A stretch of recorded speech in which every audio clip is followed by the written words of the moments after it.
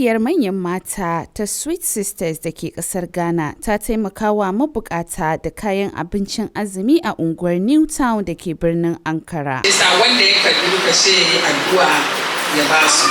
Dan yau in kai ma ka samu in ka je ka cire wani abu kaɗan kai kuma ka ba wani. Tallafin da ya fito ne daga antoci da executives na wannan babbar ƙungiyar don ragewa al'umma raɗaɗi a wannan wata ta Ramadana. Da take zantawa da tashar MMB Hausa a lokacin rabon, shugabar kungiyar Hajiya Maryam Tikas ta ce, kungiyar ba taron manyan mata da suka iya ado da nuna kyau ne kawai ba, kungiya ce ta masu haɗin kai, taimakon juna da kuma taimakawa al'umma. Mu ne kugiyan Sweet Sisters. Sweet Sisters kuma kugiyan da muka hada kanmu.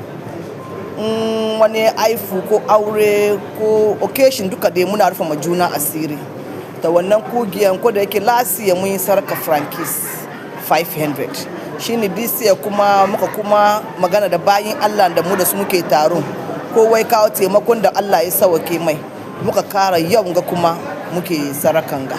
A nata bangaren organizer Hajiya Halima ta yi bayanin hanyoyi da kungiyar Sweet Sisters suke bi domin shirya irin wannan taron don a samu a cimma manufa. Normally, da mu yi abin muna yin shi adadin mutanen da damu ya muraba.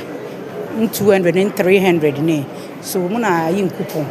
She mu bayar a shi shiga a ba bayin Allah da ba su da shi su zo. Executives na Sweet Sisters sun ce duk da cewa aikin alheri aka fito yi, amma taron mutane irin wannan baya rasa kalubale. Kin san sometimes wani na nan yayi daga ya ji kaman ana yin wani abu wani wuri, shi kuma ya tashi bai da kupon shi yazo.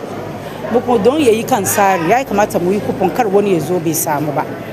Shi sa amma su kuma yanzu haka muna duban mun yi musu wani abu.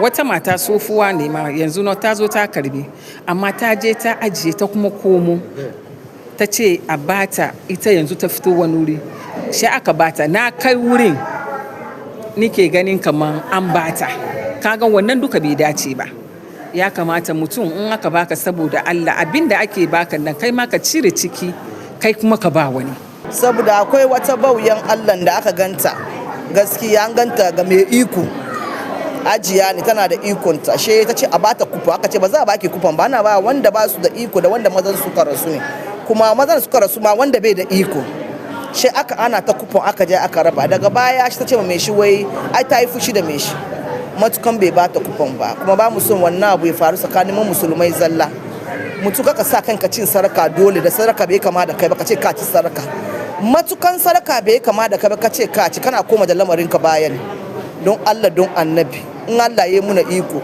mu daraja mu gode mu bar koma da kanmu bayan in an ce ana rabo mu ba wasu ci rabo ba kan mu je wurin karbar rabo mu bar bayin Allah da ba su da iko su je karbar rabo. Ita ko jami'ar hulɗa da jama'a wato PRO ta kungiyar Sweet Sisters Hajiya Lami Babyface cewa ta yi aikin alherin da kungiyar Sweet Sisters take yi ba don nuna kai bane ko isa ba.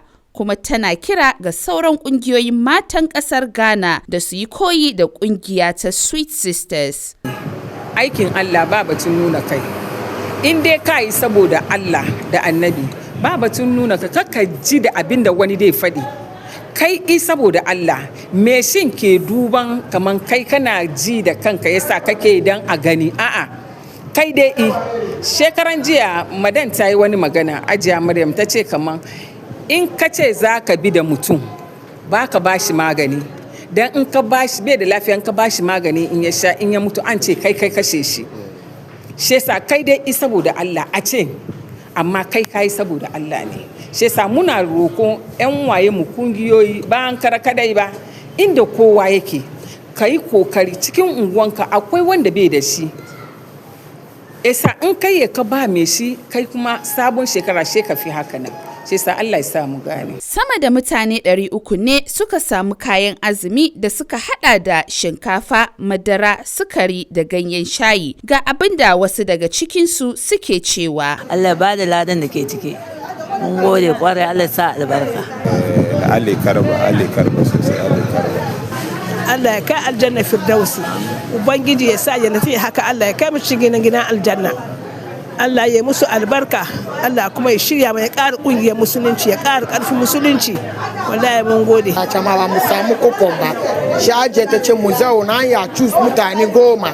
Gaskiya kwa da aka cus wallahi mun samu kuma mun gode musu, Allah ya kara musu. An kammala wannan taro lafiya yayin da muke ci gaba da yabawa da ƙoƙarin wannan ƙungiya ta Sweet Sisters da kuma fatan Allah ya ci gaba da ɗaukaka su yi wanda ya fi haka nan gaba. Karshen maganan muna gode ma malamai da suka taya mu wanga zama. Muna gode ma cameramans da suka zo duka. Ku duka Allah ya saka. Allah ya ba kowa iko yin aka. Allah ya tanye mu. Ƙungiyarsu Allah ya su lafiya, Allah raba su da rarrabawa, an toki su da sisters su da saura Allah ya kiyaye su.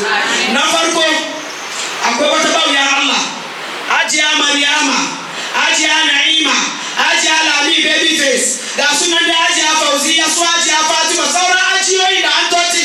Ya Allah na roko ka, kafin mu sanin burinsu da roƙonsu Allah ka cika musu burinsu. Maryam Muhammad Bawa, MMB Hausa.